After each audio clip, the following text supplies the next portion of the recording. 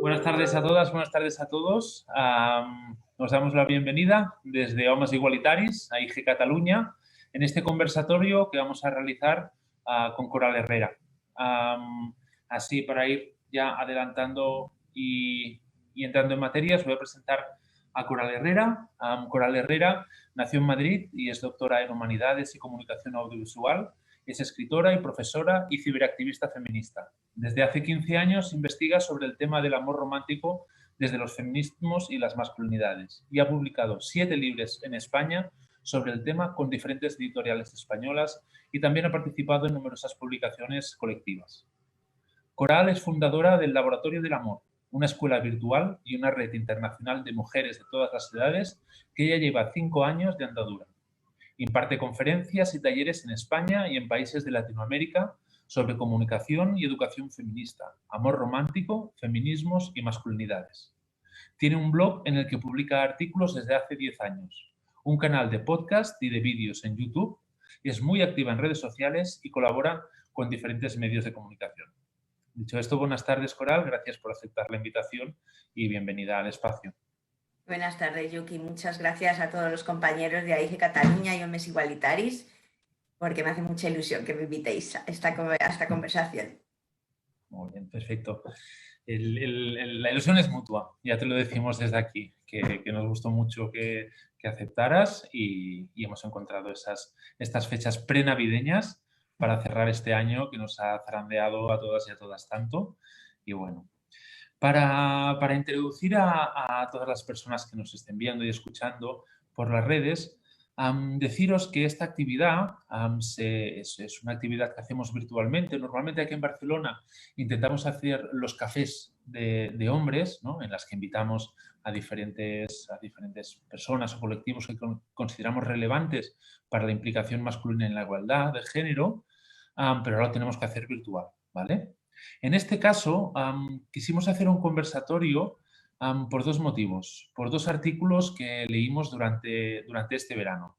El primero fue un artículo de June Fernández que se llama El maltratador políticamente correcto, en el que a partir de la mitad del artículo, la periodista y fundadora de Pícara hace un ejercicio de Me Too en el que cuenta una relación donde sufrió violencia sexista durante 3 años por parte de un hombre aliado feminista, ¿no? Esto sí que generó pues, muchas discusiones dentro de Homes Igualitaris, ¿no? Viendo un poco, ¿no? Es decir, cómo gestionar este Me Too. Sabíamos perfectamente que era una cosa que nos afectaba como colectivo y como aliados feministas o hombres implicados en la igualdad, ¿vale? Y al cabo de unas semanas, de unos meses, aparte de salir diversos artículos de posicionamientos, ¿no? de los hombres, salió el artículo de Coral Herrera que se llama Mujeres feministas y aliados del feminismo, ¿vale? En ese, Coral nos ofrece la posibilidad de realizar un ejercicio de autocrítica amorosa en la que podamos un poco hablar y hacer público cómo lo personal nuestro, lo personal que tiene que ver con los privilegios que hemos ejercido, cómo hemos sufrido y ejercido violencias machistas, ¿no? Cómo hacer público todo esto. A partir de ahí, algunos compañeros de AIGE y de Homes Igualitaris se animaron a explicar sus vivencias de ejercicio de violencia y cómo han podido poder dar salida y hacerlo público sobre todo, ¿no? Como un ejercicio de asunción de responsabilidades, ¿de acuerdo? A partir de aquí, además, queríamos, además no solo por el artículo de Coral Herrera, también empezamos a fijarnos más activamente en el libro de Coral Herrera que se llama Hombres, a ver si se ve, Hombres que ya no hacen sufrir por amor, ¿de acuerdo? Empezamos a leerlo y nos pareció muy indicado pues poder tener una conversación con Coral respecto a eso, ¿vale? Los objetivos que vamos a tener va a ser dar a conocer el trabajo sobre masculinidades de Coral Herrera. Coral Herrera, como ya hemos dicho, tiene 7 libros. El que vamos a hacer más referencia hoy en Catarata, sobre los hombres, que lleva el subtítulo de Transformando las masculinidades, ¿vale? Y también nos gustaría, ¿no? que Coral nos pudiera dar, ¿no? pues todo el feedback que ella considerara necesario sobre, bueno, sobre cómo se está gestionando este tipo ¿no? Este tipo de rendición de cuentas, este tipo de autocríticas amorosas, ¿vale? Y que nos, bueno, pues eso, como ejercicio de rendición de cuentas, verá que pudiéramos establecer este espacio. ¿Te parece bien, Coral, que vayamos por ahí? Vamos por ahí. Vale, me estoy enrollando ya demasiado, vamos a intentar a ir a por tema. Básicamente, el conversatorio va a tener dos bloques, ¿vale? El primero, porque lo que nos parece muy importante de Coral Herrera es toda la elaboración que hace sobre el tema del amor romántico, ¿vale? Sí que se ha hablado mucho de él, pero en su libro, sobre todo, hace muy buena, según nuestro parecer, muy buena hibridación sobre el tema del amor y el tema del poder en las relaciones y en concreto en los hombres. ¿De acuerdo? Entonces, para poder empezar, los dos libros que hablan de hombres y mujeres de Coral, ¿no? Que como se llama, Mujeres que ya no sufren por amor, ha sido un gran éxito, ¿no? entre las compañeras y que es complementario de alguna manera a hombres que ya no hacen sufrir por amor. Nos gustaría, Coral, que nos explicaras un poco cuál ha sido tu conocimiento adquirido respecto a esta hibridación de sufrimiento y amor que se da en el amor romántico. Sí, bueno, yo estuve estudiando una tesis doctoral durante 6 años y de aquí viene de esta tesis viene todo el trabajo, ¿no?, que he desarrollado posteriormente. Para mí, bueno, una de las claves fundamentales de mi trabajo pivota en torno al tema del sufrimiento, ¿no? Primero, el poder comprender las raíces del sufrimiento, que tiene que ver con nuestra cultura cristiana, ¿verdad? Del sufrimiento, la culpa, el pecado, el valle de lágrimas y después el paraíso, ¿no?, que nos venden y que forma parte de nuestra cultura porque, bueno, si te fijas, se asocia, por ejemplo, todos los procesos de aprendizaje, de evolución y desarrollo de las personas con el sufrimiento. Es decir, para estudiar una carrera hay que sufrir, para amar y que te amen hay que sufrir, para estar guapa hay que sufrir, para conseguir todo lo que necesitas hay que sufrir, ¿no? Y bueno, pues obviamente, ¿no?, todo digamos, todo este mensaje basado en la idea del sufrimiento está dirigido fundamentalmente a nosotras, ¿no?, a las mujeres. El amor romántico se ha utilizado como un dispositivo de control social para tenernos a todas las mujeres de rodillas frente al Señor, ¿no? Y a mí es que esa frase la uso mucho porque me encanta, ¿no? De rodillas ante el Señor. Me parece como una metáfora muy potente porque una de las primeras figuras masculinas en la vida de las niñas es precisamente Jesucristo, ¿no? Y la relación con Jesucristo y con Dios se hace nunca de tú a tú, ¿no?, de igual a igual, sino nosotras desde abajo mirando hacia arriba, ¿no?, hacia el trono. Aprendemos a amar desde ahí, aprendemos a amar a los hombres de nuestro entorno, no solo, por supuesto, parejas, sino también al padre, ¿no?, al abuelo, a las figuras de referencia masculinas de nuestra vida, nos enseñan a relacionarnos desde abajo, en una posición de sumisión. Entonces, bueno, pues el amor romántico yo creo que es el dispositivo a través del cual nos han tenido a todas, ¿no? En la medida en que los derechos humanos han ido avanzando en la mayor parte de los países a nivel legal, más que a nivel práctico, ¿no? Se supone que las mujeres vamos adquiriendo, bueno, y avanzando en nuestras luchas, y sin embargo es, bueno, en nuestro corazón donde está el epicentro del patriarcado, en nuestras emociones y en nuestros sentimientos, ¿no? Porque ahora nadie nos obliga a someternos a un matrimonio, ¿no? Un matrimonio basado en la explotación y el abuso de los hombres con respecto a las mujeres por nuestro trabajo doméstico, la cantidad de horas que dedicamos a los cuidados, las tareas domésticas, etcétera, ¿no? Y bueno, la única manera que han encontrado de tenernos ahí de rodillas, una vez que nos han permitido, por ejemplo, el derecho al divorcio, ¿no? Es a través del amor romántico. Y por eso yo creo que nos siguen bombardeando, ¿no?, con la idea de que la felicidad y el paraíso están encontrar tu media naranja siempre del sexo opuesto, ¿no? Para mí el tema del sufrimiento es clave porque una de las reivindicaciones del feminismo es que las mujeres tenemos derecho a disfrutar, tenemos derecho al placer y tenemos derecho a vivir una buena vida, ¿no? Y bajo esta idea tan potente es como estamos trabajando muchas mujeres, ¿no? Las mujeres que ya no sufrimos por amor, precisamente lo que queremos es vivir una vida libre de explotación, de sufrimiento y de violencia. Y para eso pues hay que desmontar el amor de arriba abajo, ¿no? Hay que deconstruirlo, hay que analizarlo, hay que desmontarlo y hay que pensar nuevas maneras de relacionarnos. Hay que inventar e imaginar nuevas formas de querernos, porque tal y como está ahora el asunto, pues es muy difícil, ¿verdad? Quererse bien. Es muy difícil disfrutar del amor. Esta es una de las claves, ¿no? A la que yo le he estado dando vuelta en este último año, ¿no? ¿Cómo podríamos hacer para disfrutar más de las relaciones? Pues evidentemente hay que quitarles toda su carga patriarcal.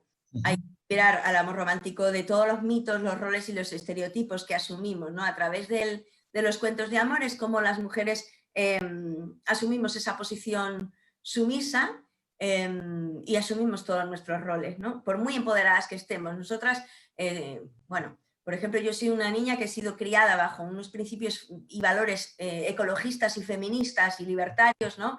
Y sin embargo, toda la cultura lo que me ha hecho creer es que el mayor sueño de mi vida es tener un compañero maravilloso y un hijo estupendo o una familia feliz, ¿no? Y bueno, pues yo creo que el epicentro un poco de la cuestión es la gran estafa romántica, donde nos han situado a las mujeres, ¿no? Nos han vendido una historia que además nos la van complementando con mitos, ¿no? Nos dicen, bueno, tú puedes estudiar y trabajar y tener autonomía económica, pero tu sueño va a ser fundar una familia feliz y basta, ¿verdad?, con echar un vistazo a las estadísticas que nos ofrece, por ejemplo, la ONU anualmente sobre cómo viven las familias felices en todo el planeta, y es espeluznante, ¿no? La cantidad de violaciones dentro del matrimonio, abuso sexual infantil a niños y a niñas, maltratos contra las mujeres, femicidios, etc. Entonces, bueno, por eso insisto tanto en que es una gran estafa, ¿no? A los hombres y a las mujeres nos han educado de una manera diferente con respecto al amor, a nosotras para que lo pongamos en el centro de nuestras vidas y a vosotros los hombres para que sea algo más dentro de una serie de pasiones que tienen los hombres, ¿no? De deseos y apetencias, pero yo creo que la educación patriarcal va un poco dirigida para que los hombres no pierdan su libertad y bueno, mantengan sus privilegios dentro de la estructura del matrimonio, ¿no? de la pareja. Entonces, bueno, pues vista esta desigualdad, lo suyo es ponerse a pensar y a trabajar y ver cómo podemos hacer, ¿no? Para que el amor no sea una experiencia de sufrimiento y de dolor y de aguante, de sacrificio, de renuncia, ¿no? Son palabras terribles que van muy asociadas para nosotras al amor romántico, ¿no? La idea de que para amar tenemos que aguantar y tenemos que asumir y tenemos que bueno, que asumir que las cosas son así, ¿no?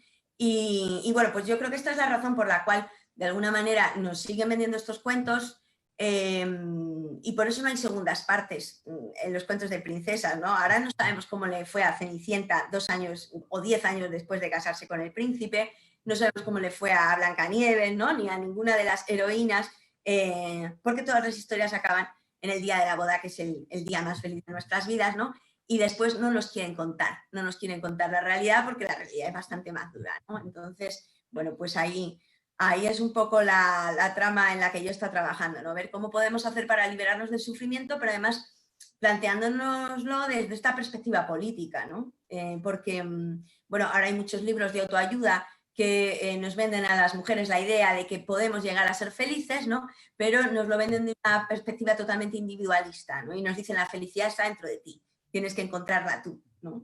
Y bueno, yo lo que le apuesto es a considerar, bueno, a trabajar desde este gran lema del feminismo, de que lo personal, ¿verdad?, es político, entendiendo que la felicidad es política porque en la medida en que los demás sufren, yo no puedo ser feliz, por muy bien que me vaya a mí, ¿no?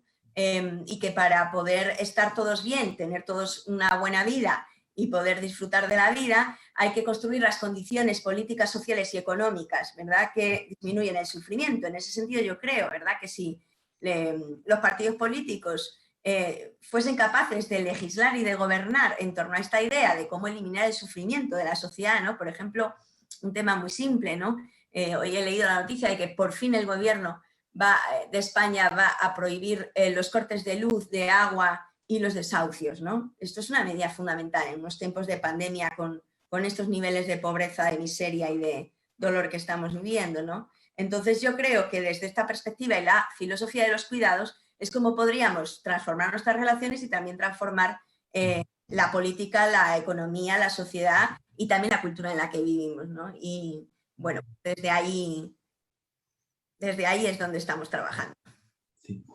Antes de pasar pues, así más a lo que serían las esferas de cuidados, a mí sí que una de las cosas que me sorprendió, pero sí que vi que era un análisis muy acertado, en un momento dado en el libro sí que empiezas pues eso, ¿no? A hablar un poco de lo que serían las princesas de los cuentos de hadas, ¿de acuerdo? Que es una cosa que por A o por B, de manera más tipo Cenicienta o de manera más tipo Crepúsculo, ¿no? Son cosas que nos van llegando, ¿no? Entonces, sí que ahí empiezas a hablar, ¿no?, de las princesas como personajes, como mujeres que están solas, que están esperando al héroe, que son débiles y vulnerables, que no tienen pasado ni tienen vida sexual previa, ¿no? Entonces sí que es verdad que esto es una cosa que todos los hombres pues sencillamente nos vamos tragando durante nuestra infancia y lo vamos viendo como normal, ¿no? Como que las mujeres a partir de la juventud pues deben ser de esta manera. Entonces, a mí, luego hay un momento dado del libro que también hablas de misoginia, ¿no? En cómo los hombres, ¿no? Llega un momento en el que no soportamos todas aquellas cualidades que puedan ser femeninas e incluso llegamos a pensar en las mujeres como, como malas, como manipuladoras, ¿no? Es decir, todo este pensamiento misógino a mí me venía mucho, ¿no?, como una reacción precisamente a este estereotipo de mujer que venden los cuentos, ¿no? Es decir, esto provoca una frustración cuando te empiezas a relacionar y la cosa no es así, pero para nada. Y bueno, es que igual que a nosotras nos meten el mito del príncipe azul, a vosotros os meten el mito de la princesa rosa, ¿no? Y además os permiten distinguir igual que a nosotras, ¿verdad? Nosotras cuando leemos los cuentos de las princesas no nos identificamos con nadie más que con la princesa, porque las mujeres de alrededor de la princesa son todas malísimas, ¿no? Feas, además, deformes, ¿no? Terribles, muy malas personas, ¿no? Entonces, nosotras solo nos podemos identificar con ella y ella siempre está sola. Eso es muy importante, ¿no? Porque si ella tuviera una red de amigas, no haría falta Príncipe Azul. Ella, por ejemplo, podría planear su salida de la explotación laboral o de la explotación doméstica o su salida de la torre del encierro con sus amigas, con su gente, con sus redes, pero no puede porque está sola y esto es muy importante, ¿no? Creo que a vosotros, de alguna manera, desde muy pequeños, aprendéis que las mujeres no somos de fiar, ¿no? La misoginia de nuestra cultura nos hace creer que la mayor parte de las mujeres somos malas, somos retorcidas, somos manipuladoras, somos caprichosas, somos irracionales, somos salvajes, ¿no? A mí me produce una sensación muy fuerte cuando veo memes donde se reivindica que nosotras las mujeres estamos muy locas y nos encanta estar locas, ¿no? Y que somos salvajes como los lobos y tal, porque es precisamente, bueno, esto forma parte del pensamiento binario, ¿no? Y del pensamiento esencialista del patriarcado, ¿no? La idea de que, bueno, el patriarcado está basado en la idea, bueno, que asocia a los hombres a la luz, al sol, al día, a la ley, a la razón, a la norma, a la civilización, ¿no? Y a la cultura. Y nosotras somos la naturaleza, que hay que domesticar, porque somos seres salvajes igual que los animales, ¿verdad? Y necesitamos, ¿no?, un hombre que nos sujete las bridas, ¿no? Y nos baje para el suelo, nos encierre en casa y nos eduque, ¿no?, para vivir en una casa, igual que a los animales, ¿no? A nosotras se nos asocia todo lo que es la oscuridad, la magia, ¿verdad? La brujería, el misterio, ¿no? Sobre todo porque como a las mujeres nunca se nos ha escuchado apenas, pues por eso para muchos hombres somos seres muy misteriosos, ¿no? Porque, bueno, digamos que de alguna manera la educación patriarcal que hemos recibido no nos ha permitido, no nos permite tampoco llegar a conocernos a fondo, ¿no? Las mujeres siempre somos lo otro, ¿no? Que es lo que decía Simone de Beauvoir. Bajo este supuesto, el mundo se divide en mujeres buenas y mujeres malas. Las malas, bueno, pues tenemos muchísimos ejemplos, ¿no? Esas mujeres que te chupan la sangre, que te roban la cartera, que te destrozan el corazón, ¿no? Y esto es muy fácil escucharlo, por ejemplo, en las mamás y los papás que tienen hijos varones y tienen mucho miedo a que les toque una novia de estas manipuladora y terrible, ¿no? Que destroce su inocencia, ¿no? Yo es que hasta lo he oído hablar a amigas mías, ¿no? Decía, a ver quién es la tía que viene a hacerle daño a mi niño, ¿no? Esa misoginia la tenemos interiorizada, por supuesto, las mujeres. Y de alguna manera, si te pones a pensar, para el patriarcado, mujeres buenas no hay más que una, que es la mamá, ¿verdad?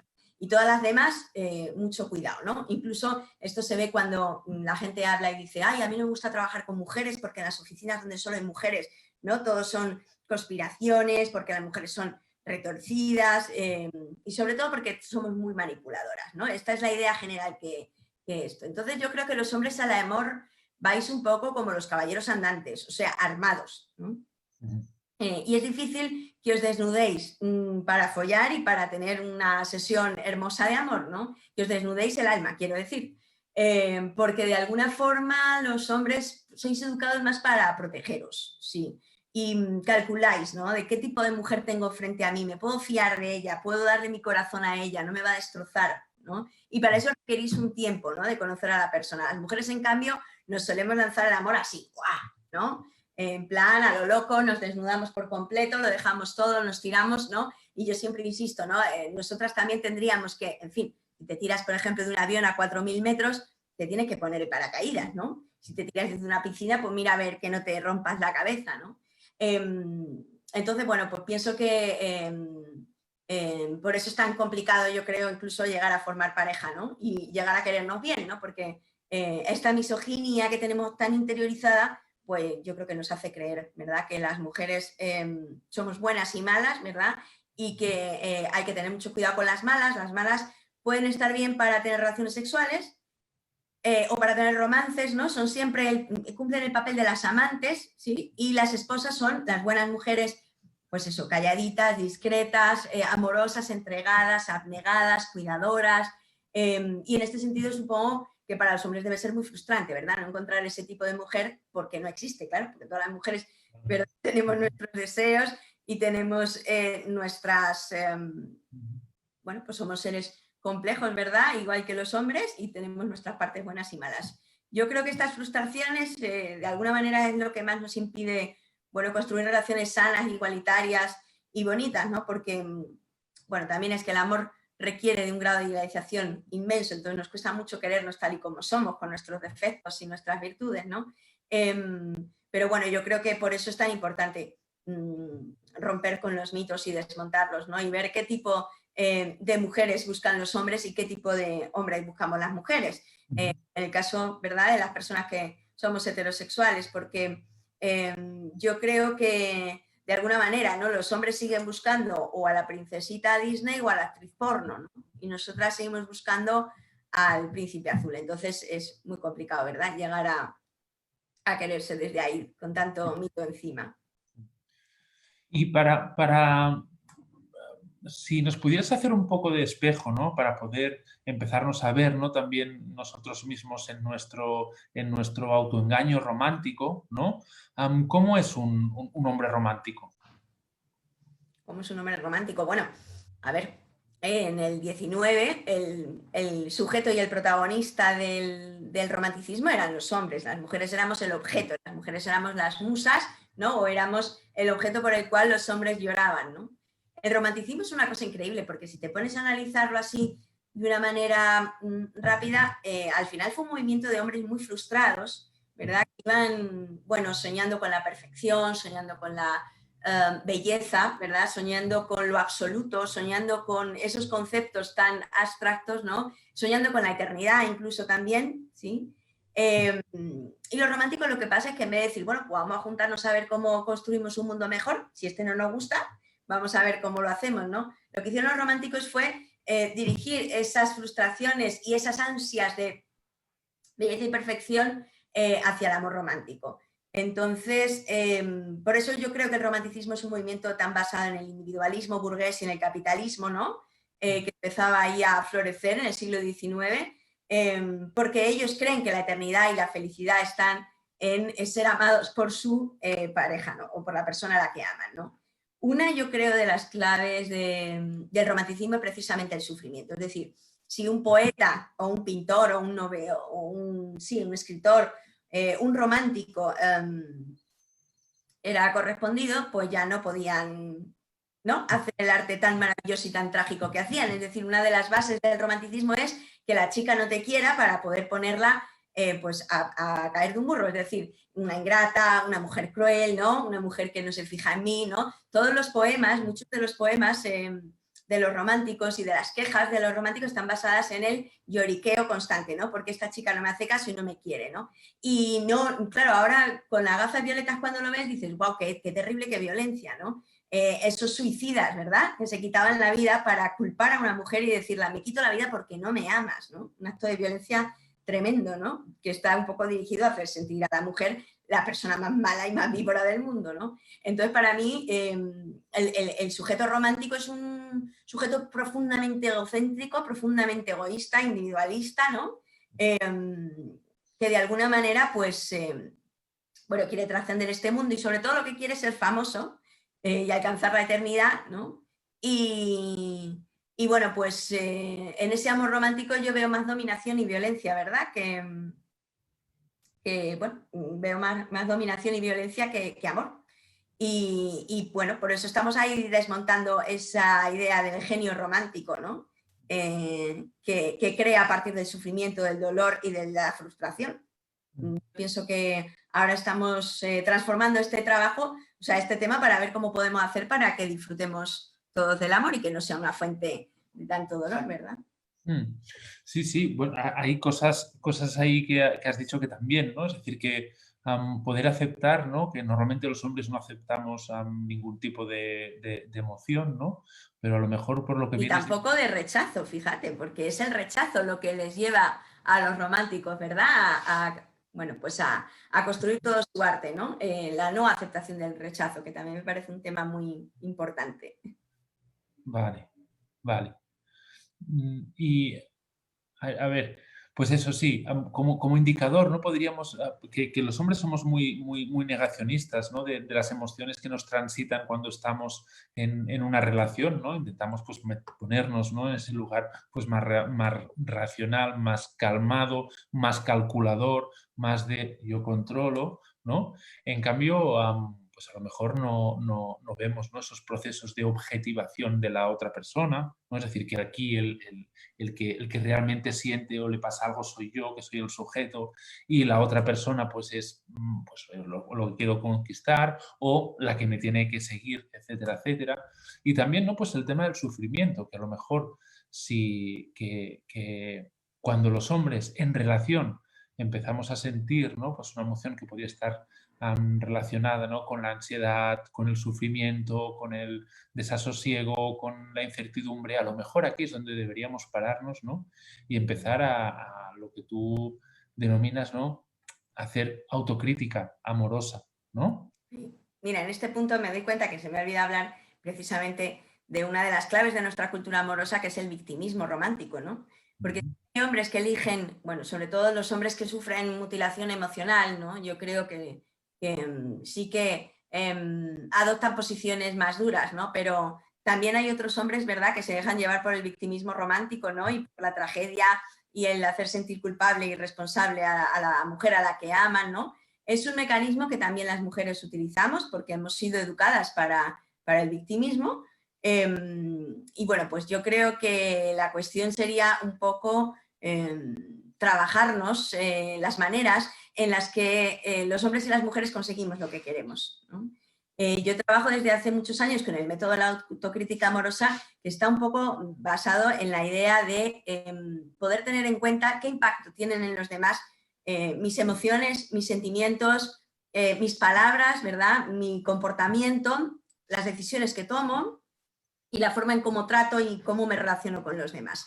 Yo creo que esta debería ser una asignatura fundamental en los colegios, que nos enseñan a ver la estructura de las relaciones, ¿no? Es decir, a comprender por qué nos comportamos como nos comportamos, qué estrategias utilizamos los seres humanos para conseguir lo que necesitamos, lo que deseamos o lo que queremos, ¿sí? Y si esas estrategias, ¿no? Son éticas, porque si no analizamos el impacto que tienen los demás, solo vamos a pensar, obviamente, en nuestro beneficio propio, ¿no? Y en lo que nosotras o nosotros necesitamos y queremos. Yo llevo muchos años trabajando este tema de la autocrítica amorosa con las mujeres del Laboratorio del Amor y en los cursos online y presenciales que hago, ¿no?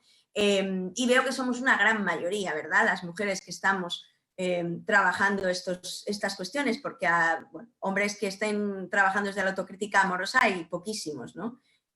Aquí viene el gran tema, ¿no? ¿Qué es lo que ocurre, qué es lo que le pasa a los hombres, ¿no? Yo soy muy fan del trabajo que realiza IGE Cataluña, ¿no? Y todos los grupos de hombres igualitarios que conozco, principalmente de América Latina y de España.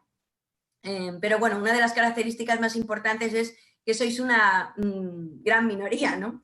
Es decir, ¿cuántos hombres hay ahora mismo, ¿no? Haciéndose preguntas, cuestionándose, cuántos hombres hay trabajándose por dentro para, bueno, para liberarse de los patriarcados, ¿no? Porque yo creo que para mí uno de los objetivos principales de la autocrítica amorosa es eso, ¿verdad? No solo trabajar para ver cómo puedo sufrir menos y cómo puedo disfrutar más del sexo, del amor, de la vida, de mis relaciones, ¿no? Sino también ver cómo poder ser mejores personas, ¿no?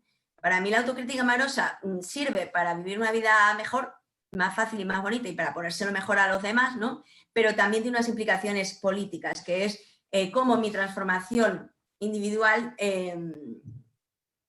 aporta o contribuye a la lucha por la construcción de un mundo mejor, ¿no? Al final, pues, aquí está todo el tiempo esa idea, ¿verdad?, de que lo personal es político y de que en la medida en que logremos cambiar y trabajar en nuestros patriarcados es como podremos ir acabando con el patriarcado como estructura social y política, ¿no? Y bueno, pues ahí estamos un poco, evidentemente, hoy o sea, si comparamos la actualidad con hace 80 años, pues sí, cada vez hay más hombres, ¿verdad?, que se lo están trabajando. Pero yo pienso que hay bueno, con esta crisis que se desató, con el Me Too, ¿verdad? Ahora yo veo que es muy importante, es decir, sin darnos cuenta, hemos vivido un cambio histórico, que es el principio de la cuarta ola feminista, ¿no?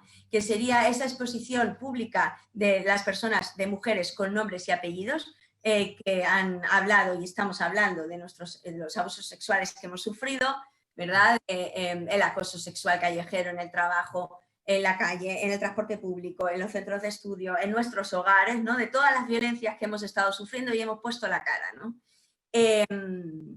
La reacción de los hombres, bueno, yo creo que ha sido apoyarnos en muchos casos y en otros casos hay una reacción feroz, ¿no?, de resistencia negacionista, que además también yo creo que ha promovido de alguna manera el antifeminismo, ¿no? O sea, es decir, una cosa es el machismo normal con el que te educan y otra cosa ya es convertirte en antifeminista, ¿no? Pero bueno, yo creo que en la medida en que los hombres radian, ¿verdad?, es porque algo está cambiando realmente, ¿no? Y yo creo que va a ser muy importante el trabajo de autocrítica amorosa en las masculinidades porque vienen unos cambios, ya estamos viviendo unos cambios y los hombres no se están sabiendo adaptar a ellos, ¿no?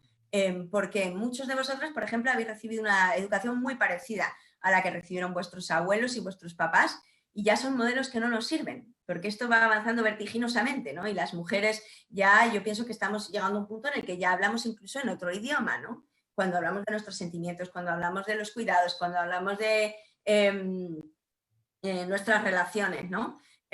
Porque estamos llegando a un punto en el que estamos intentando desmontar todos esos mitos, ¿no?, desobedecer todos esos roles, incumplir todos esos estereotipos, ¿verdad? Y bueno, pues siento que hay una brecha inmensa, ¿no? Y que ahora el movimiento de hombres por la igualdad, de hombres, bueno, varones antipatriarcales, etcétera, tendría que estar un poco dirigido a poner también el cuerpo y a poner también la cara, ¿no? Porque de alguna manera en muchas conferencias, discursos, jornadas que hacéis, ¿no? Habláis de bueno, pues cómo eliminar la violencia, cómo intentar desmontar el patriarcado para querernos mejor y para convivir mejor y para tal, pero a nivel personal pocos estáis dando la cara, ¿no? Pocos estáis diciendo, bueno, pues yo ahora me acuerdo que aquella vez que esa chica no quería tener sexo conmigo y se emborrachó, yo abusé de ella, ¿no? Compañero vuestro me decía en la IGE Cataluña, en Canarias, me acuerdo, cuando estuve en septiembre, ¿no?, que también tuvimos un conversatorio muy interesante y ellos me planteaban, el problema es que si decimos eso estamos confesando un delito, ¿no? Y yo decía, bueno, no tenéis por qué explicar las cosas, pero sí explicar cómo vosotros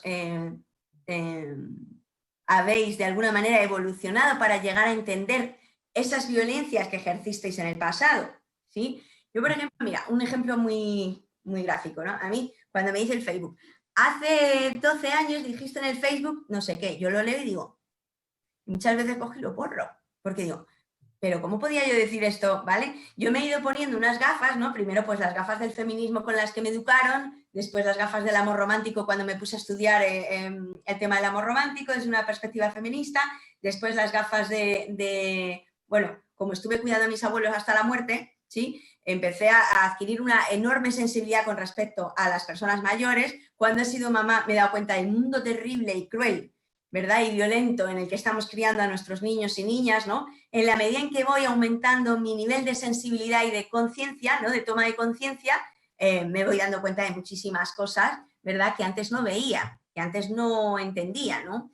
Por ejemplo, si hablábamos de bullying, pues yo, que era una niña muy bajita, muy pequeñita y muy delgada, pues os podía contar todas las veces que se rieron de mí, que me humillaron públicamente, ¿no? Los empujones, patadas que recibí, cómo me robaban las cosas los compañeros para reírse de mí, ¿no? Pero también me parece mucho más interesante el proceso en el que estoy ahora, que es analizar el bullying que yo ejercí, ¿no? Y ahora me acuerdo pues de las profesoras a las que machaqué porque no me callaba y no paraba de hablar, ¿no? Cómo las hice llorar y nunca me disculpé, porque nunca pude adquirir empatía, ¿sí? Para entender lo que es estar frente a 36 alumnos y alumnas totalmente hormonados, ¿verdad? Con 13 años o con 14 años, una tarde de primavera, ¿no? Luego me ha tocado a mí y he dicho, wow, ¿no?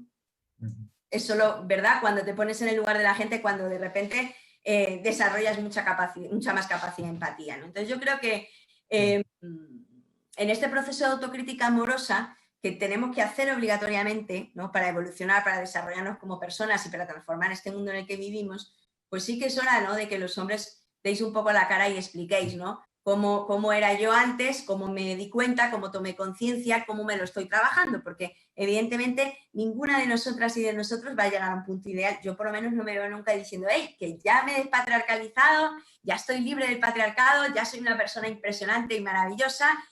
No, yo creo que esto es un proceso, ¿verdad?, que nos va a acompañar hasta la muerte, porque es un proceso de crecimiento y de transformación personal, que a la vez es individual y a la vez es colectivo, ¿no? Y bueno, pues el reto un poco que lanzaba yo en mi artículo es ese, ¿no? Que sería súper interesante, ¿verdad?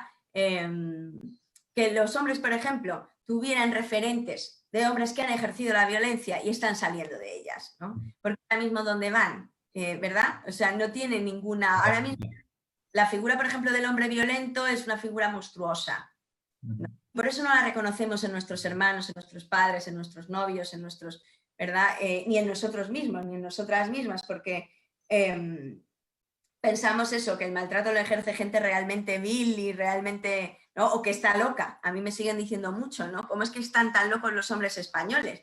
Yo digo, no están locos. Yo digo, lo que pasa es que hay más visibilidad de la violencia machista, ¿no? Pero no están locos. Entonces, bueno, pues yo creo que es como muy importante empezar a entender que nos han educado en unas estructuras en las que la violencia está completamente normalizada, ¿verdad? Y totalmente naturalizada. Un ejemplo que pongo, ¿no? Hace unos años, cuando un bebé lloraba, había un método en el que se aconsejaba dejar al bebé encerrado en un cuarto a oscuras llorando y no consolarle ni atenderle, ¿no? Yo hoy en día veo, por ejemplo, que es un acto de las más violencias, o sea, es uno de los actos más violentos del mundo, ¿verdad? No atender a un bebé cuando llora, ¿no? Sin embargo, formaba parte de la sabiduría popular, te lo decían las madres, es que si llora se le ensanchan los pulmones, ¿no? Ahora ya sabemos que el cortisol, ¿verdad?, es la hormona del estrés que provoca daños cerebrales en el desarrollo cognitivo de los bebés y que por eso los bebés tienen que ser atendidos, ¿verdad?, cuando lloran. Pero hace 10 años no se sabía lo del cortisol y se consideraba como un método natural de aprendizaje. Entonces, por eso insisto, ¿no?, que ahora que estamos bueno, avanzando en estos procesos de sensibilización y concienciación, es muy importante mirar dentro de una y dentro de uno para ver cuándo nosotras y de qué manera nosotras hacemos daño a los demás y cómo también ejercemos el patriarcado, ¿no? Porque estamos en una estructura en la que tenemos gente por encima que nos oprime, nos domina y se aprovecha de nosotros y de nosotras y nos explota, pero también tenemos mucha gente debajo sobre la cual nosotras con nuestros privilegios ejercemos opresión. Y en este punto es muy interesante, ¿verdad? Que todos y todas pudiéramos ver dónde estamos, cómo sufrimos el patriarcado, cómo lo ejercemos y ver las maneras en que podemos hacer para, bueno, para ser mejor personas y para parar las relaciones de explotación entre nosotros y nosotras, que yo creo que es la clave, ¿verdad? Que explica lo que es realmente el patriarcado. Son relaciones de explotación emocional y explotación también sexual, reproductiva, doméstica, ¿no? Y yo creo que este es nuestro gran reto a partir de ahora, ¿no? Trabajar y ver cómo ir desde lo personal a lo político, ¿no? Y el decir qué impacto tienen los demás mis deseos, ¿no? Y qué impacto tienen los demás la forma en que yo me relaciono, la forma en que yo estoy en este mundo, ¿no? Porque creo que no tenemos herramientas, ¿verdad?, para afrontarlo. Muy bien. Muy bien, Coral, se nos está echando un poco el tiempo encima. No sé, por eso me he callado. Sí, yo Me voy a callar ya, también he hecho así y digo, madre mía, que Paco nos está avisando que como mínimo hay 6 preguntas que son interesantes, ¿vale? Que me gustaría que las personas que nos están viendo en directo pues las pudieras contestar. ¿Te parece bien si Paco nos dice? Hola, Coral. ¿Qué tal? Encantado Hola, de Paco. saludarte. Pues sí, hay como unas cuantas preguntas que se han hecho en el chat. No sé, ¿prefieres que te haga algunas o todas? O como De una en una, a ver. De una en una. Pues vamos de una en una. Mira, pregunta Alejo. ¿Qué diferencia hay entre el sufrimiento de las mujeres y el de los hombres? ¿Cómo sufren? ¿Desde dónde les viene a unos y a otros? Bueno, el sufrimiento, la diferencia es cultural, sobre todo, ¿verdad? Porque yo creo que a nosotras nos enseñan a sufrir de una manera y a vosotros de otra, de alguna manera. Quiero decir, hay un sufrimiento, por ejemplo, que es universal, que es el dolor, ¿verdad? De la pérdida de un ser querido, por ejemplo. Y luego el sufrimiento está también atravesado por toda la ideología patriarcal y capitalista. ¿Qué quiere decir esto? Bueno, que los hombres y las mujeres afrontan el sufrimiento de manera diferente, ¿no? Por ejemplo, yo creo que a los hombres os han enseñado a ser más prácticos y más resolutivos, ¿sí? Pero también os cuesta mucho más pedir ayuda cuando estáis sufriendo horrores, ¿no? Os cuesta ir al psicólogo, a la psicóloga, os cuesta pedir ayuda médica y profesional y por eso las tasas de suicidios de los hombres son tan elevadas con respecto a las tasas de suicidios de mujeres, ¿no? Porque las mujeres nos deprimimos más, pero somos más capaces de hablarlo, de pedir ayuda y de buscar la manera, ¿verdad?, de salir. Y bueno, pues a los hombres yo creo que como no os han educado, ¿no? De alguna manera en lo que es el lenguaje sentimental, hablar de las emociones propias, exponerlas, compartirlas, ¿verdad?, para poder trabajar con ellas y para poder sobrevivir a ellas, ¿no? Y por eso creo que es tan importante la educación emocional en los colegios, para que tanto los niños como las niñas puedan identificar las emociones, expresarlas, decirlas y ver el impacto que tienen sus emociones y también su sufrimiento en los demás. Hay 2 preguntas que no están relacionadas con lo que estamos hablando del amor y las relaciones de pareja, pero creo que son interesantes, ¿no? Es en torno a lo que está pasando también hoy en día con el feminismo, ¿no? Una de ellas pregunta sobre qué opinas sobre las polémicas excluyentes que a menudo se encuentran en el feminismo. Si ves una alternativa, entiendo que se está hablando del tema del trans y el feminismo. Y la otra, por si quieres contestarlas, es cuál ha de ser el papel de los hombres en el feminismo. Sí. Bueno, yo creo que con respecto al debate del feminismo, yo lo único que, vamos, todo el tiempo lo tengo en la cabeza, es la idea de que hay que despatriarcalizar el feminismo. Es decir, tenemos que aprender a organizarnos y a relacionarnos desde otras estructuras que no sean patriarcales, que sean feministas. ¿Qué quiere decir esto? Bueno, pues que dentro del feminismo hay unas jerarquías, hay unas luchas de poder, hay unas corrientes hegemónicas, otras alternativas, ¿verdad? Y que estamos tratando de resolver nuestros problemas con las armas del enemigo, ¿no? Y yo creo que lo primero que tenemos que hacer es ver cómo podríamos sentarnos a hablar. Es decir, yo pienso que en este punto es fundamental que entrenemos todas, ¿verdad?, en el arte de la comunicación no violenta, para aprender a decir lo que pensamos y lo que sentimos sin hacer daño a nadie, ¿no? Y sin herir a los demás, porque los combates ahora mismo están hechos a muerte. Es decir, los combates están hechos para machacar, aniquilar a las que no piensan como tú y están completamente polarizados y estamos en un punto en el que ya no nos entendemos, ¿no? A mí me da mucha pena porque veo los feminismos en América Latina que están más potentes que nunca, incluso a pesar de la pandemia, y además allá no solo tienen pandemia, también tienen dengue, también tienen una crisis económica brutal, ¿no? Y están saliendo a las calles para luchar por los objetivos comunes, que son el fin de los femicidios y el aborto, ¿no? El derecho al aborto, el derecho a decidir la maternidad.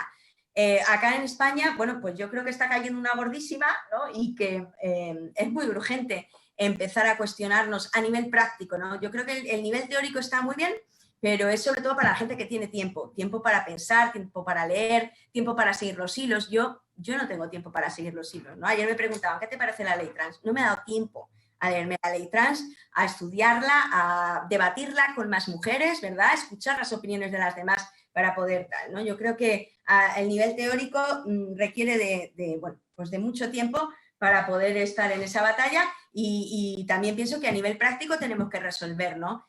Cómo la pandemia está afectando y está aumentando la brecha de género, cómo está aumentando la violencia contra las mujeres en los hogares debido al confinamiento, a quién está afectando más el COVID y las medidas del COVID, etcétera, ¿no? Tenemos muchísimo trabajo. Y para mí, uno de los focos fundamentales en España es el tema de las inmigrantes, ¿no? O sea, lo que está pasando en Huelva con las mujeres campesinas, inmigrantes sin papeles, es de terror. O sea, y lo ha dicho la ONU y lo dice una y otra vez y seguimos en la misma, ¿no? Yo creo que el punto es buscar objetivos comunes, ¿verdad? Que son las mujeres y las niñas más vulnerables que están ahora mismo en nuestro país y ponerlas en el centro de nuestra agenda, ¿no? De nuestras preocupaciones y también de nuestro corazón. Yo creo que esto es fundamental.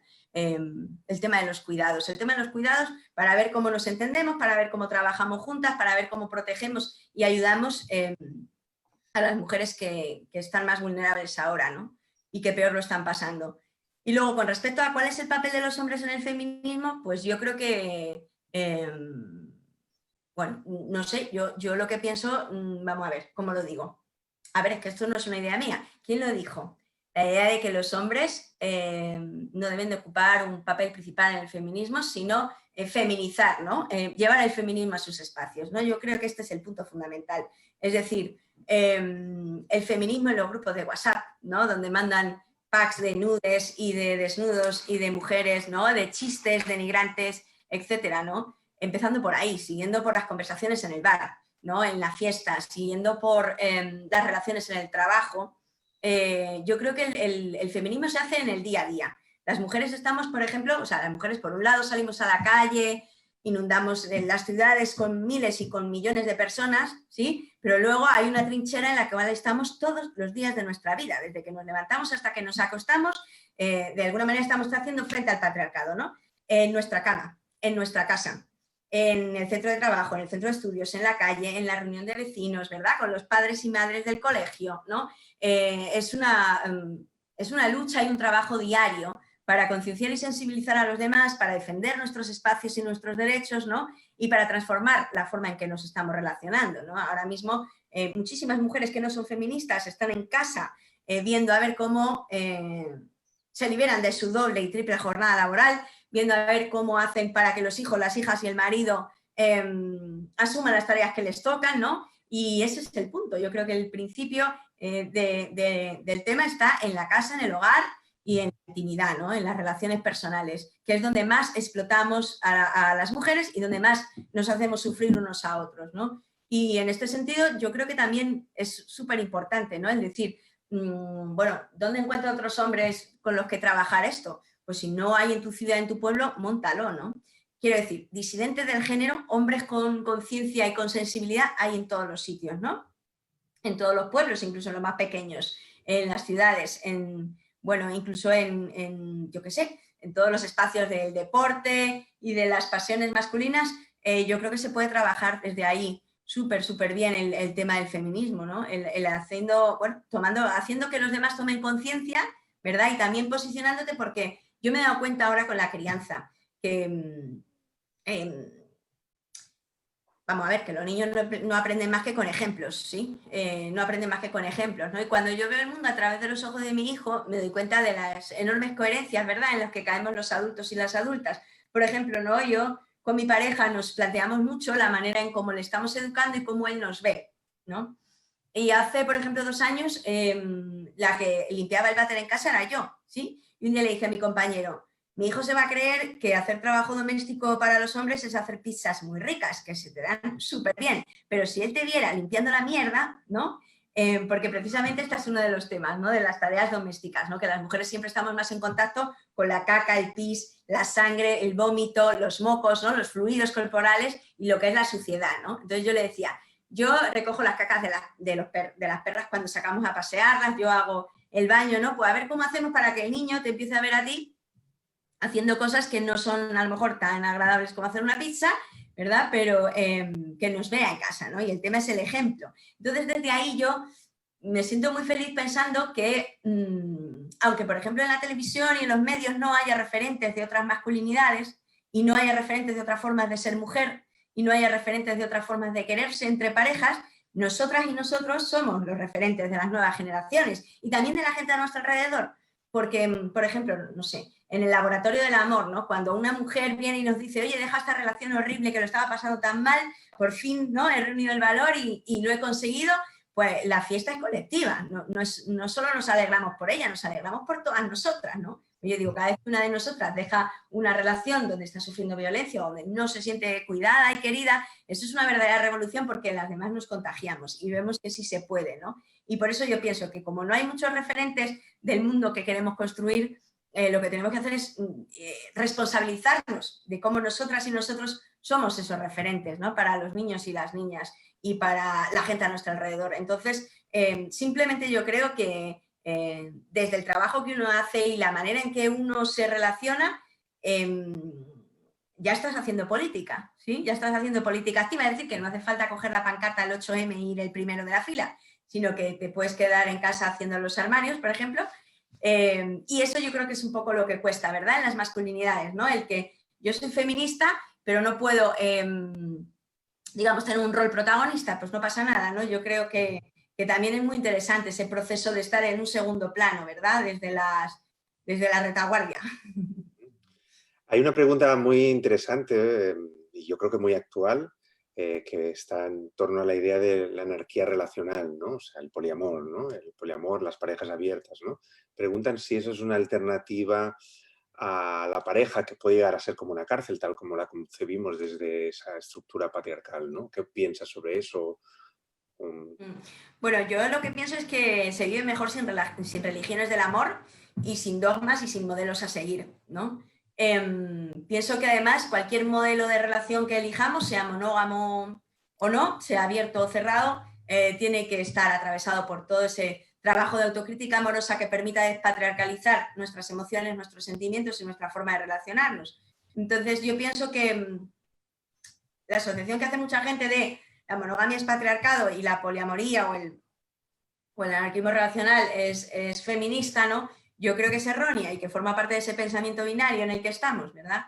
Creo que la clave es que cualquier tipo de relación que tengamos podamos despatriarcalizarla, ¿no? Y sobre todo creo que es que pongamos en el centro el tema de la responsabilidad afectiva y de los cuidados, ¿no? Cómo relacionarnos sin hacernos daño, ¿no? Y cómo relacionarnos además, por ejemplo, a contracorriente en un mundo construido desde la heterosexualidad obligatoria y desde la monogamia, ¿no? El heteropatriarcado, digamos, es sumamente complicado ir a contracorriente, pero yo creo que merece la pena porque estamos en un momento en el que no hay nada escrito, es decir, estamos rompiendo un poco las fronteras de lo que hemos conocido hasta ahora como pareja tradicional, ¿no? A lo largo de la historia ha habido cantidad de movimientos y de gente que se ha juntado para amarse de otras formas, ¿no? Pero que han estado invisibilizadas, queda muy poco, ¿no? De las comunidades, por ejemplo, donde se practicaba otro tipo de sexualidad y de amor. Y lo que pienso es que, bueno, pues estamos como en un folio en blanco y estamos ahí escribiendo la historia de la posmodernidad del siglo XXI. Creo que lo importante es poder tomar conciencia de las relaciones de poder y de las luchas de poder que tenemos en nuestras parejas, ya sea solo una pareja o sean varias, ¿no? Porque yo creo que es súper importante entender cómo aún incluso aunque tengamos varias parejas, seguimos en la estructura de dominación y sumisión y hay que romper, ¿verdad? Con eso para poder relacionarnos de tú a tú y nos cuesta mucho porque no... Bueno, pues porque tenemos un ego muy grande, ¿verdad? Porque el patriarcado está ahí y no conocemos otras estructuras y entonces pues hay que inventarlo, ¿no? Lo que no está hay que inventarlo, pero yo sí que entiendo que también hay que desmontar las nuevas utopías amorosas, ¿no? La mía, que es la del amor compañero, por ejemplo, también me la intento deconstruir, ¿no? Porque a mí las utopías me parecen como un lugar hermoso hacia el que caminar, ¿verdad? Pero hay que despatriarcalizarlas y también hay que desmontarlas en sí, ¿no? Para no quedarnos ahí estancados, estancadas. No sé si hacerte esta pregunta después de lo que has contestado, ¿no? Pero me piden como una receta, una especie de receta de cómo los hombres deberían amar para tener unas relaciones igualitarias o liberadoras, ¿no?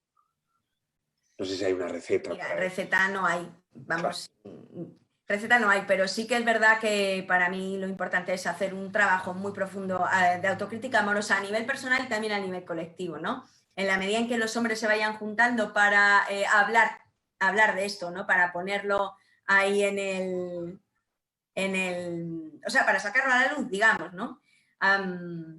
Yo, por ejemplo, siempre he pensado, debe ser increíble estar en un taller de esta gente, de los AIGE, de masculinidades, ahí metida, ¿no? Me acuerdo cuando estuve en el Congreso de Barcelona del 2012, ¿verdad? ¿Fue? 11. En los talleres que hacíamos, ¿no? Yo pensaba con toda la curiosidad del mundo cómo serán los talleres de hombres solos, ¿verdad? Porque me parece súper importante el trabajo que realizáis, pero sobre todo lo que yo creo que es necesario es sacarlo ahí, ¿verdad? A la luz, ¿no? El que la gente pueda ver ejemplos de hombres que saben hablar de ellos mismos, que saben hablar de sus sentimientos, que saben, bueno, que están aprendiendo, digamos, a trabajarlo, ¿no? Yo creo que el proceso de autocrítica amorosa pues consiste en, bueno, leer mucho, hablar mucho con mujeres, con hombres, ¿no? Con la gente de tu entorno, debatirlo mucho también. En algunos casos yo creo que a la gente le viene muy bien, ¿verdad? La terapia psicológica, ¿no? Un poco también para sanar sus heridas y para también entender y comprender desde dónde amamos, cómo aprendimos a amar, cómo se amaron nuestros papás, nuestras mamás o nuestros cuidadores principales, ¿no? Y cómo nos influyó a nosotras y a nosotros el ambiente de amor o de falta de amor en el que fuimos criados, ¿no? Creo que es muy importante ponerle atención a cómo usamos nuestro poder, ¿sí? Cómo usamos nuestro poder para conseguir de los demás lo que queremos, ¿no? Qué estrategias utilizamos para, bueno, para relacionarnos. Creo que ese es el punto, ¿no? El comprender la dimensión ética de cómo nuestras palabras, nuestras acciones, nuestros deseos, nuestros sentimientos e incluso las decisiones que tomamos en nuestra vida tienen un impacto en los demás. Y creo que a partir de ahí es como podemos trabajar un poco todo el tema de la empatía, ¿verdad? La solidaridad y el compañerismo, porque para mí yo creo que una de las asignaturas pendientes que tenemos desde los feminismos y desde el trabajo que realizáis los hombres igualitarios es pues eso, ver cómo podemos hacer para construir relaciones basadas en el compañerismo. Es que no nos han enseñado, ¿verdad?, a vernos como compañeros y compañeras, ¿no? Y para mí este es un concepto muy hermoso. Y ya te digo, vamos, que supongo que habrá que desmontarlo también, pero sí que me parece hermoso pensar, por ejemplo, que las relaciones de pareja se pueden construir desde el apoyo mutuo, ¿no? Y desde esa concepción que yo tengo, bueno, un poco de las redes de afecto que nos hacen falta, ¿verdad?, para sobrevivir en un mundo tan cruel, esas redes de afecto, de apoyo mutuo, de colaboración, llevarlo al área de la pareja y también sacarlo de la pareja para que inunde a las demás relaciones en las que estamos, ¿no? Yo creo que hay que destronar las relaciones románticas como las principales relaciones o las más maravillosas que existen, ¿no? Y entender ahí un poco que el amor está en todas partes, ¿no? En todas las relaciones que construimos, en todas las relaciones que tenemos. Y me acabo de dar cuenta que ya son las 8 y me dio el tiempo. Bien. Una última, ¿puede ser? ¿Una última pregunta? Sí, claro que sí. Tú hablabas antes de la cuarta ola, ¿no? Y que, bueno, hay toda una efervescencia del movimiento feminista, de mujeres jóvenes especialmente, ¿no? ¿Cómo ves esto también en relación a unos retrocesos o unos posicionamientos de unos grupos o partidos políticos de extrema derecha, no solo en España, sino en muchas partes del mundo, ¿no? Hay como una tensión, ¿no? ¿Tú eres optimista en relación hacia dónde vamos o dónde te sitúas, ¿no? No lo sé. La verdad es que yo, depende del día que me pilles. Días que pienso que sí, que esta marea es imparable, que estamos avanzando, que hay unas diferencias inmensas, por ejemplo, en cómo, bueno, entre cómo vivió mi abuela, ¿verdad? En la República, después en la Guerra Civil, luego una dictadura terrible, ¿no? Y una posguerra espantosa, ¿no? Y cómo vivo yo, ¿no? Pero también me parece muy interesante analizar qué similitudes hay entre cómo vivía mi abuela y cómo vivo yo. Porque en algún momento yo me he visto y de repente, ¡pum!, ¿no? Una cosa que te une en el tiempo y dices, estoy exactamente igual que mi abuela, ¿no? Y me parece que por ahí es por donde podemos investigar y también pensar, ¿no? ¿Han cambiado tanto las cosas realmente, ¿no? Porque, por ejemplo, yo cuando hablo con gente que, bueno, que sostiene posturas negacionistas, ¿no? Me doy cuenta que vivo en un país muy bonito en el que ya no hay desigualdad, no hay brecha salarial, no hay violencia contra las mujeres porque la violencia no tiene género, un mundo en el que las mujeres ya tienen sus derechos y sus libertades, ¿no? Y creo que esto, bueno, es una posición peligrosa porque en la medida en que pensamos que ya no hay nada más que hacer, pues el tema es qué hacen estas feministas protestando, ¿no? Bueno, yo creo que en este punto, que es fundamental, o sea, yo por un lado lo que intento es que la gente sea optimista porque pienso que ahora hay mucha más conciencia y más sensibilidad con respecto al tema, ¿verdad?, de género y con respecto al tema de los derechos humanos de las mujeres y el cambio necesario que tienen que hacer los hombres. Y por otro lado, me suele pasar cuando leo informes de la ONU o de cualquier organismo internacional o nacional. Por ejemplo, el informe sobre violencia machista en jóvenes que salió por el 25N, un estudio que se hizo en la Comunidad de Madrid, solo en la Comunidad de Madrid, de morirse, ¿verdad? Decía que el 69% de los chicos y chicas encuestadas creían que ya no había violencia machista, ¿no? Bueno, muchos de ellos pensaban que el amor romántico conlleva sufrimiento y control y vigilancia y aislarte de tu gente, ¿no? O sea, como que de repente ves esas estadísticas y dices, Dios mío, ¿no?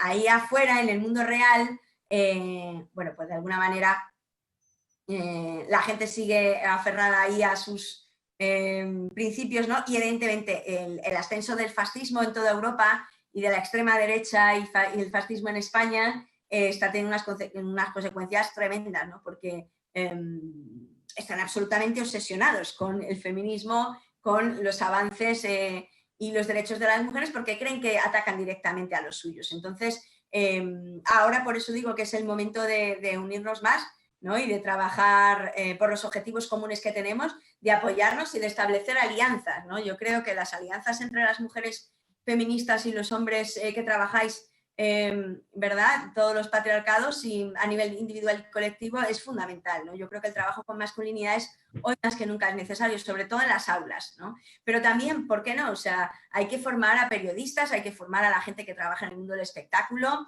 a jueces, juezas, abogados, abogadas, policías, ¿no? De alguna manera yo creo que el trabajo de formación y sensibilización es súper importante y también pienso que no va a cambiar nada mientras no hagamos la revolución cultural, ¿no? Con otros referentes de masculinidad, de feminidad y otras historias de amor, ¿no?, que contar, porque ahora mismo la cultura sigue machacando y bombardeando y es muy difícil, ¿verdad?, romper toda esa transmisión del patriarcado a través de, bueno, muchas lo estamos haciendo a través de las redes sociales, pero en los grandes medios de comunicación hace falta una verdadera revolución cultural, ¿no?, que nos muestren que hay otras formas de relacionarse, de ser hombres y de ser mujeres.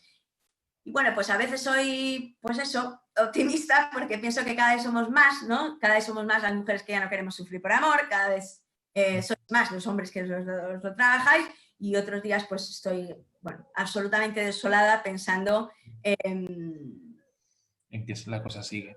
que no es posible. Pero bueno, yo sí que creo que la utopía está ahí, que hay que caminar hacia ella y hay que trabajar mucho, ¿no? Y que es fácil ver el cambio, ¿no?, en las nuevas generaciones de niños. No sé, yo por ejemplo cuando veo niños por la calle que van con un bebé, un muñeco, digo, ahí está, ¿no?, en las nuevas generaciones. Lo que no, bueno, no sé cómo podríamos hacer es como, hoy he visto a niños armados y yo decía, bueno, ¿cómo es posible en un país en el que no existe armas que los niños vayan armados a los columpios y se tiroten entre ellos, ¿no? Bueno, pues ahí hay que trabajar mucho, en las infancias, sí. Muy bien. Bueno, pues no sé, Yuk, si quieres cerrar. Sí, a mí me gustaría cerrar. Muchas gracias otra vez, Coral. Es decir, ha sido un placer. Mucho mejor oírte y hablar contigo que leerte, aunque ya me gusta mucho leerte, te lo tengo que decir. Y eso, me gustaría pues acabar este espacio pues leyendo la última parte del capítulo 17 de tu libro, del hombres que ya no hacen sufrir por amor. ¿De acuerdo? Recomendable. Y voy a leer un parágrafo que yo pienso que sintetiza un poco tu apuesta, ¿no? Tu ofrecimiento que nos haces a los hombres para que podamos despatriarcalizar y todo lo conjugable con este verbo. ¿Vale? La cosa dice así. Dice, creo que uno de los temas más importantes a la hora de ponerse a trabajar la masculinidad patriarcal tiene que ver con el compromiso, la responsabilidad, la honestidad, la igualdad y los cuidados. Cada uno tiene que analizar su máscara social, el impacto que tiene en los demás el uso de su libertad y las consecuencias que tiene para el resto la doble vida que algunos hombres llevan. Tiene mucho que ver con la ética. Y para trabajar en ello hemos de hacernos unas cuantas preguntas. ¿A quién le afecta que yo haga lo que me dé la gana? ¿Cómo logro? ¿A costa de qué? ¿Y de quién? ¿Cómo hago para no utilizar mis privilegios de hombre cuando hacen daño a los demás? ¿Cómo me comporto conmigo mismo y con mi pareja, con mi paternidad, con mi papel de ciudadano, con mi rol masculino? Pues era un poco acabar con eso, ¿no? Que sí que era, pues, estas preguntas, ¿no? Más movilizadoras y más que llevan a la acción para que los hombres podamos responsabilizarnos en todos los niveles que se dicen aquí. Pues muchísimas gracias, compañeros, por haberme invitado a este espacio y a ver si la próxima vez puede ser presencial, ¿verdad? Estaría muy bien. Gracias, Coral. Gracias a vosotros. Un abrazo.